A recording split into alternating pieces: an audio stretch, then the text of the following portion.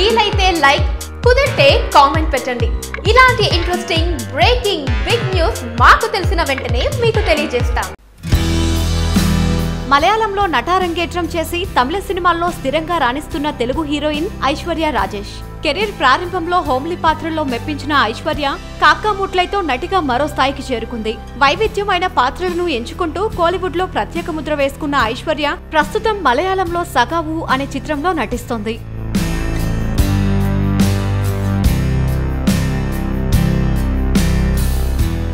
త్వరలో విడుదలకు సిద్ధమవుతున్న ఈ చిత్రంలో నివిన్ పౌలి హీరో. ఆశ్చర్యకరమైన విషయం ఏంటంటే ఈ చిత్రంలో ఐశ్వర్య 65 ఏళ్ల బామ్మ పాత్రలో నటించింది. నటన పరంగా ఈ చిత్రం తనకు మంచి పేరు తీసుకొస్తుందని ఐశ్వర్య ఆశిస్తోంది. ఇక్కడ కనిపిస్తున్న సబ్స్క్రైబ్ బటన్ ని నొక్కి సబ్స్క్రైబ్ అవ్వండి. అండ్ ఇంకో విషయం, పక్కనే ఒక గంట సింబల్ కనిపిస్తుంది కదా, దాన్ని నొక్కారనుకోండి మేం చేసే వీడియో అప్డేట్స్, నోటిఫికేషన్స్ అన్నిటితో మీ డివైస్ లో